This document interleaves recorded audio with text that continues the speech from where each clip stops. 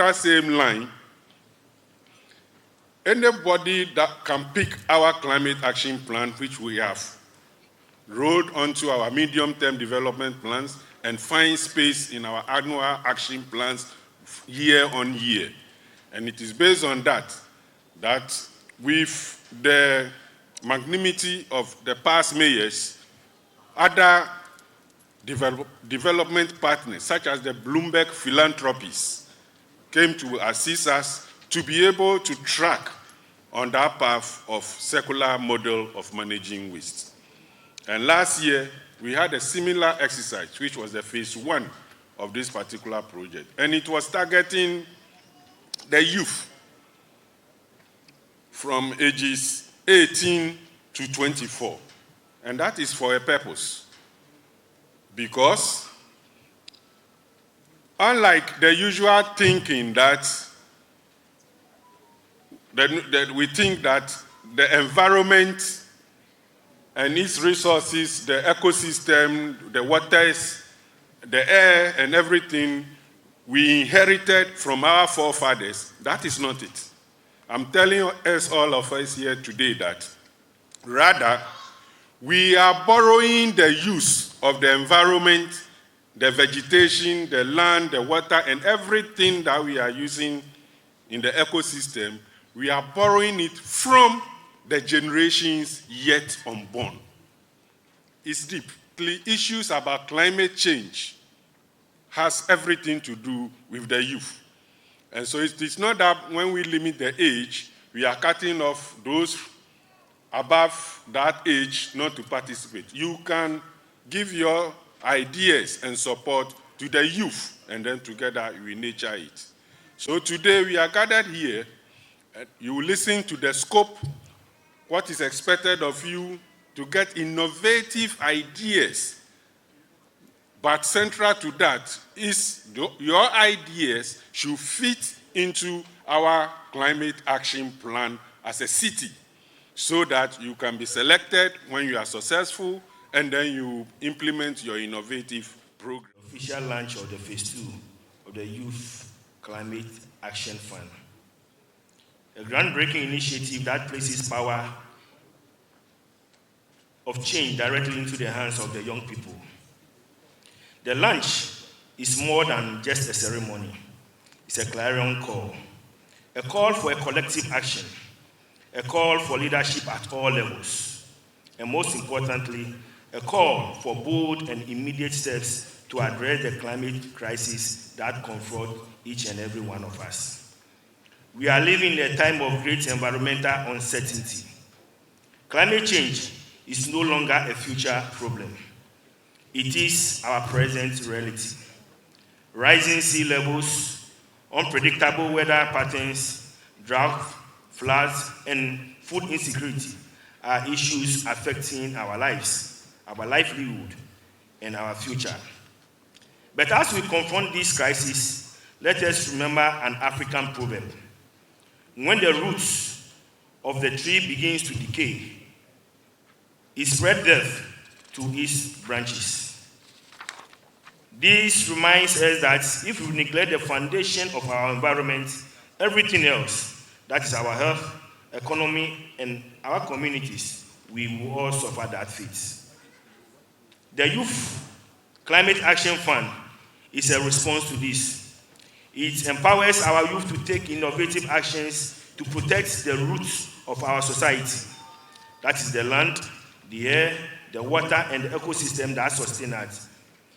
Let us make climate action a priority in our respective electoral areas and galvanize our community to be part of this great movement.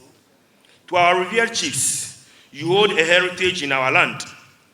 Your guidance and leadership are essential in protecting natural resources and promoting environmental responsibility. Let us join hands to preserve our forests, water bodies, and the sacred land from degradation. To our dear students and young people, this initiative is a platform to shine. As the former UN Secretary General Kofi Annan once said, you are never too young to lead and never too old to learn. The future is not just waiting for you, it is calling you. Let your energy, creativity, passion lead innovative solutions, from tree planting, recycling, and green technologies to advocacy and education. Ladies and gentlemen, climate change knows no boundary, and the responsibility to act lies within each and every one of us gathered here. Let us move from awareness to action, from commitment to impact. Together, we can create resilient, green, and a thriving community. Climate crisis is one of the most pressing challenges of our time. It transcends borders, cultures, and generations. The impacts of climate change are already being felt across the globe, and our beloved metropolis, and for that matter, Ghana, is no exception. From unpredictable weather patterns to rising sea levels, the consequences of inaction are dire. It is imperative that we take bold steps to mitigate these effects and protect our environment. In furtherance of the Climate Action Plan for the city of Accra, today we launch yet another Youth Climate Action Fund, which is a groundbreaking initiative designed to provide financial support and resources to young people who are passionate about climate action.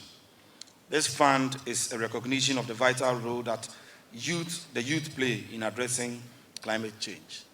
Under the first phase of the fund, each city, including the city of Accra, received $50,000 and distributed as micro-grants to fund youth-led climate initiatives that meet local contexts and objectives. Ladies and gentlemen, as we embark on this journey together, let us reflect on the importance of collaboration. We must work hand in hand with local communities, governments, and organizations to create unified front against this global challenge. The Youth Climate Action Fund will serve as a platform for collaboration, enabling young people to connect, share ideas, and implement projects that make a real difference. I urge you all, therefore, to take full advantage of this fund.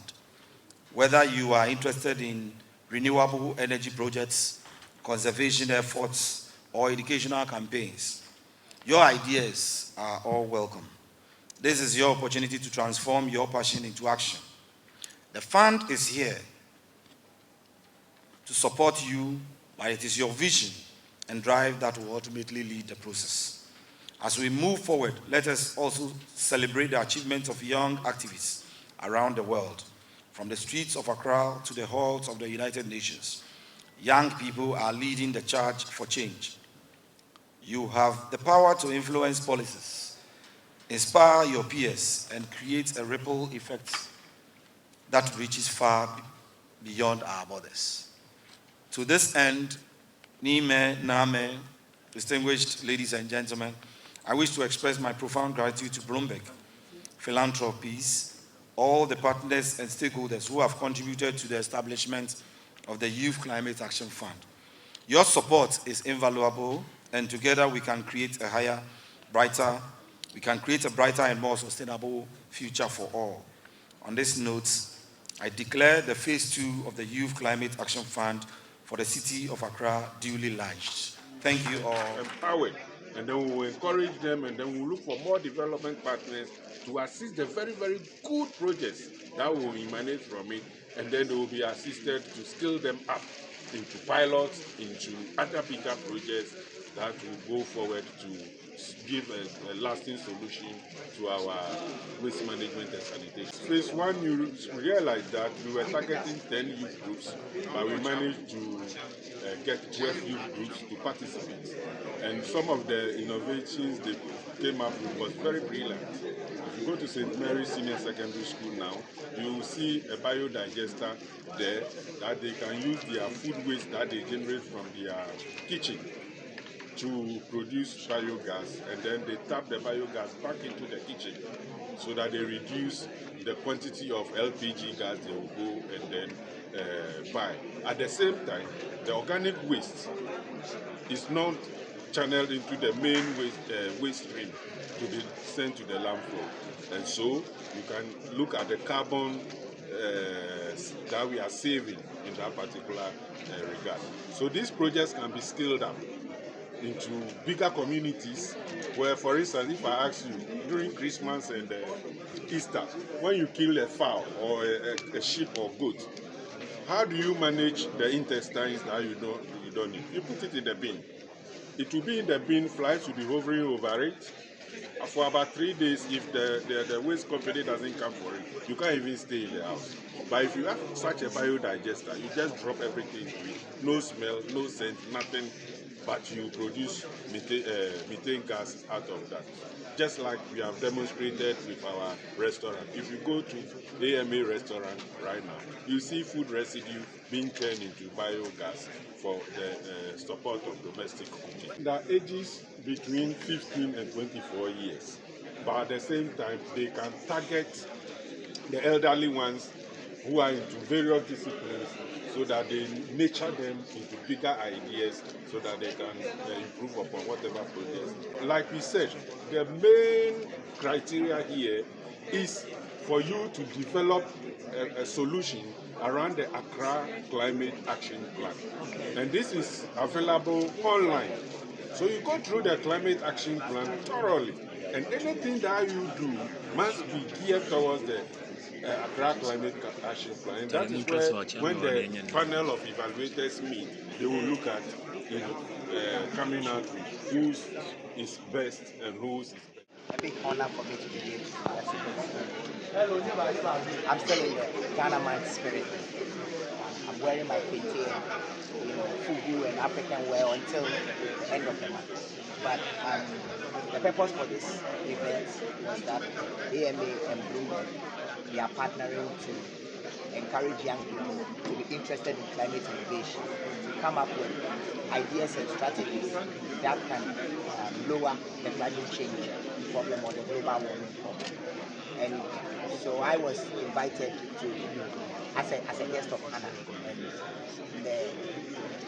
the underpinning concept for my message was that the climate change threat is also an opportunity, especially for young people, because whether we like it or not, the global warming has happened. Whether we like it or not, water levels are rising. Whether we like it or not, the temperature is increasing. And what can we do as a people, as young people, to be able to help ourselves? And so I'm talking to young people about the need for the innovation and in which industries or in which areas. So I spoke to them about in agriculture. They can create fertilizers using biodegradable, things to create organic fertilizers so that we may get more yield and not overfarm the land to reduce its strength. And we can also go into collaborations of picking up rubber and stuff from the sea and then integrating it into maybe brick making factory to create to create a product that is formidable that people can use to build in waterlogged areas. In that case, they are making money and then they are also cleaning out the sea. They can go into advocacy, use music, social media, and whatever that they want. They can take tanks, car parts that are broken, thrown away, and turn it into artistic, functional things like beautiful chairs, renewable, so they can take car tires. Where do they end up? All the car tires that we throw away, where do we put it? We can turn them into tables and beds and chairs, turn them into art for hotels. So I'm telling them that they shouldn't be afraid when they hear climate innovation. They are thinking maybe they need to create a certain machinery. No, they must look at the little things around us and find ways of reusing them and adapting them into a society in such a way that it will mitigate the problem. So that's what the conversation is about. Thank you.